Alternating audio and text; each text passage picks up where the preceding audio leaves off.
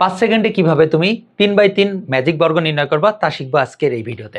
তো দেখো এটা একটা 3/3 ম্যাজিক বর্গ। আমরা জানি 3/3 ম্যাজিক বর্গের নাম্বার হবে 1 থেকে 9 এবং ম্যাজিক নাম্বারটা কত? ম্যাজিক নাম্বারটা হলো আমার 15।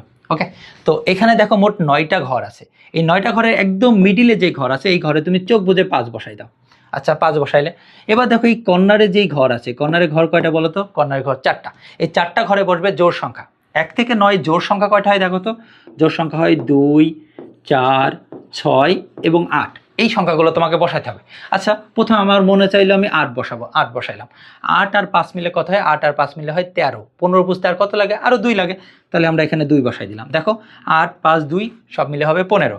আর কি থাকে বলো তো? আমি 2 বসাই দিলাম, 8 বসাই দিলাম, তাহলে থাকবে কত? 4 আর 6 যোগ করো।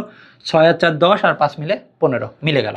এবার দেখো এই যে যেই ঘরগুলো আছে, মিডিলে যেই ঘরগুলো আছে, এই ঘরগুলোতে বসাতে হবে বিজোড় সংখ্যা। তাহলে 1 থেকে 9 পর্যন্ত বিজোড় সংখ্যা কত আছে?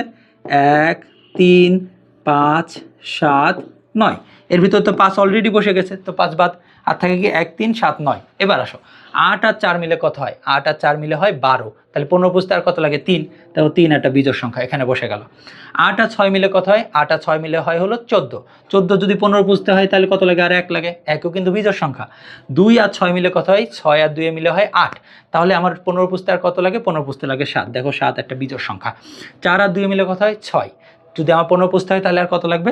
15 পুষতে লাগবে আর 9। দেখো টোটালটা আমি যদি যোগ করি, যেদিকে যোগ করো না কেন, কোনাকুনি উপর নিচে পাশাপাশি যোগ করো না কেন, 15 আসবে। আশা করি ভিডিও দেখে অনেক বেশি উপকৃত হয়েছো। এখন সাবস্ক্রাইব করো।